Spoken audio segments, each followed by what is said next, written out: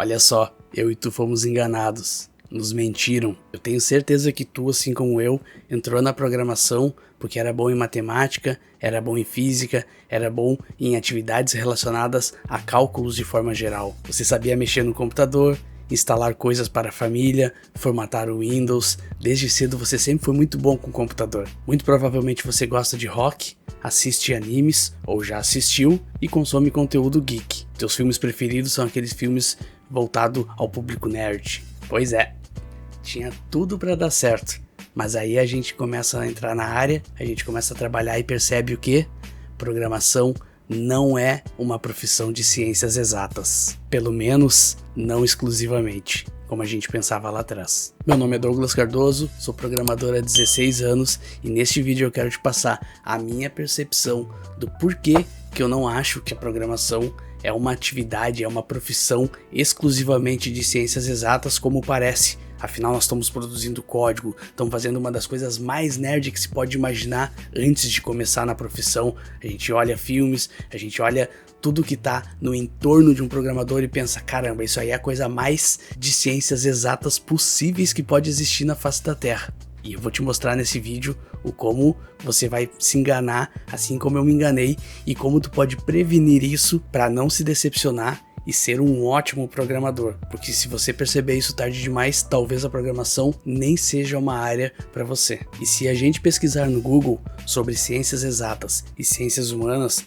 nós vamos perceber que a principal diferença é que o foco das ciências exatas é a matemática, enquanto o foco das ciências humanas é o lado social, o ser humano, o comportamento social. O estudo da programação, a parte técnica e teórica que engloba o conceito de programação, o conceito de programar, escrever linhas de códigos através de uma linguagem de programação para que a máquina interprete isso e mostre uma informação, mostre um resultado ou execute alguma ação.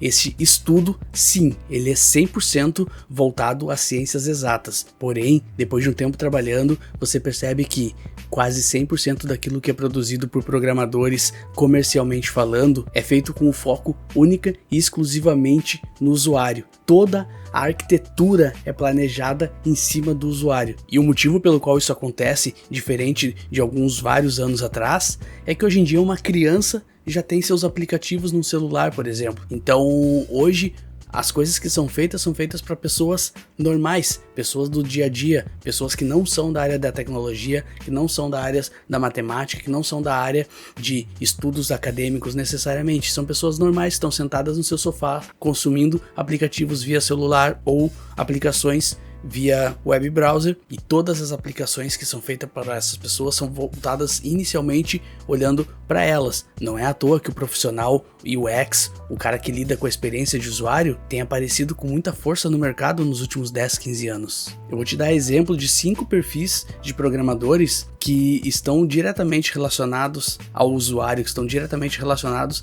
às ciências humanas, o que mostra que as ciências humanas é muito importante na área da programação. E aqui nós estamos falando de uma boa parcela do mercado, e você só percebe isso depois de um tempo na área. Por exemplo, o primeiro caso, programador front-end, eu não preciso falar mais nada, é o programador que está mais ligado ao usuário final. Ele precisa conhecer o ser humano que está utilizando aquela aplicação.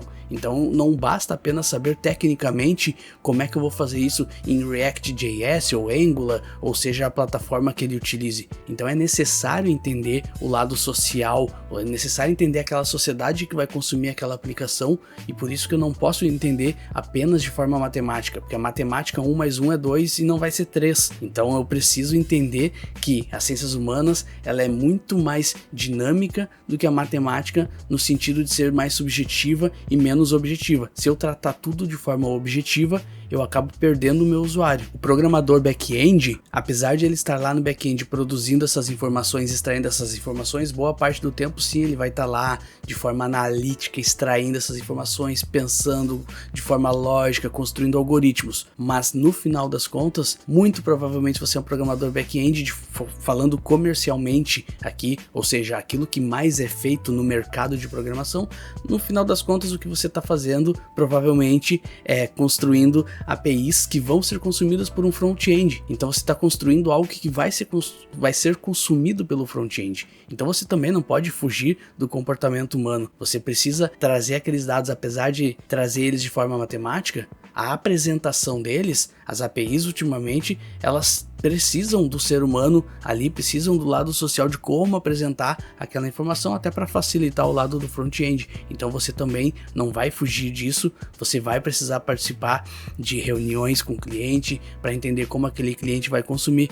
Outra coisa, muitas vezes o teu produto final é uma API que vai ser consumida por um outro cliente de uma outra empresa, e aquele cliente é uma pessoa, ele precisa entender. Então quanto mais documentada ela tiver, quanto mais clara ela for, de forma que eu leia e interprete aquilo e possa criar o meu programa em cima dessa API, melhor. Então não tem saída também, mesmo o programador back-end precisa entender o lado social da coisa. O programador voltado à área de segurança, o programador que trabalha com cybersecurity, a principal forma de ataque ainda é a engenharia social. Não adianta ele ser ótimo tecnicamente. Aquilo que mais acontece de ataque são atrelados à engenharia social. Então, por mais que você seja um programador de cybersecurity, trabalhe lá no time de segurança, uma das coisas que você mais vai fazer é bloquear e-mails que estão chegando para o funcionário lá do setor administrativo, não clicar em um link que possa fazer algo que traga risco para a empresa.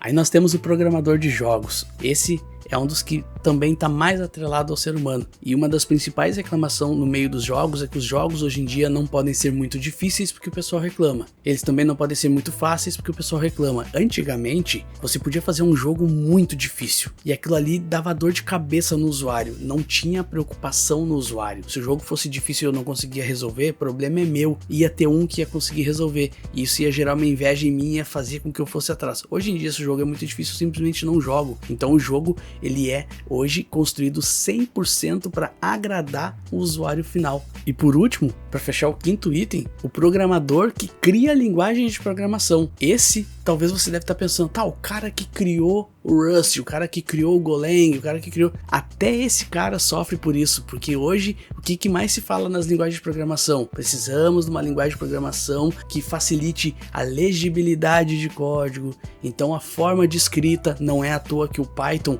é uma linguagem muito utilizada, porque é uma linguagem fácil de ler, é algo que é vendável dizer isso. Essa programação é fácil de ler, isso vende, isso faz com que os usuários se atraiam por ela e passam a utilizá-la. Mesmo o programador que cria linguagens de programação, até esse cara pensa no usuário primeiro. No caso, os usuários somos nós, que somos um pouco mais técnicos, mas ainda assim é uma área da programação onde o usuário está em primeiro plano. Antigamente, ainda na década de 90 e talvez ainda no início dos anos 2000, o programador ele poderia fazer coisas que fossem boas no sentido de que ele pensa que é bom, ou que a empresa que está desenvolvendo pensa que é bom, e o usuário se adapta à tecnologia, o usuário se adapta à máquina. Por exemplo, aquele cara que está lá no chão de fábrica trabalhando com máquinas de CNC, máquinas de oxicorte, tem um software que roda por trás daquela máquina. Esse software hoje em dia está muito mais atualizado do que foi antigamente. Antigamente tu fazia aquele treinamento, tu entendia como a máquina funciona e se era difícil ou não, não interessa, tu vai lá e faz.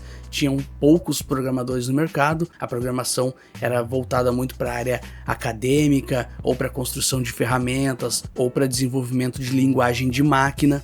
Então, por ter poucos profissionais, o acesso mais dificultado, não tinha um YouTube para tu aprender, obviamente tu podia se dar ao luxo de ser aquele programador que baixa a cabeça no computador e programa e não interessa o usuário, o que interessa é que é o meu código e a entrega final. Hoje em dia, isso não é mais possível, isso não cabe mais. Pode ser que tenha algum perfil, algum cenário onde encaixe esse programador, eu acredito que sim, mas a gente não pode entender que isso é uma realidade. Então, se você é uma pessoa muito introvertida, se você é uma pessoa que não se comunica bem, se você é uma pessoa que não tem desenvolvimento bom nessas soft skills de saber ouvir, saber falar, você possivelmente vai estar com um pé atrás comparado a outras pessoas. E isso é difícil, porque não muito tempo atrás, eu comecei a programar 16 anos atrás, e ainda 16 anos atrás, lá em 2008, tinham pessoas que tinham esse perfil e eram bem colocadas no mercado. Hoje em dia eu já não vejo mais esse pessoal,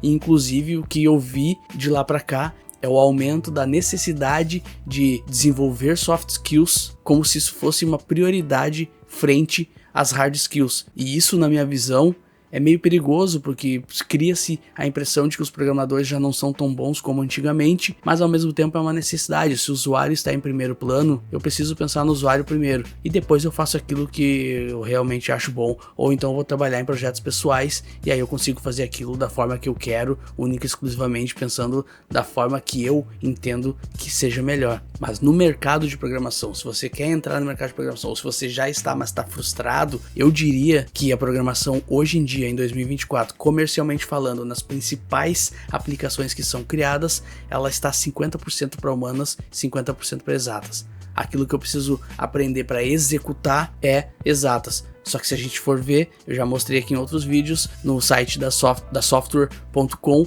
tem uma pesquisa lá com mais de 250 mil programadores que mostram que apenas 52 minutos por dia, numa jornada de 5 dias por semana, 9 horas por dia, é o tempo que a gente passa programando. Então, se eu tô apenas 1 hora no meu dia programando, o que eu faço no restante do tempo? É exatamente isso. Você tá planejando, você tá estudando, você tá fazendo brainstorming, você tá em reunião ali entendendo como que aquela aplicação vai ser construída, você tá pensando em como que ela vai ser construída, e pouco tempo você tá botando a mão na massa.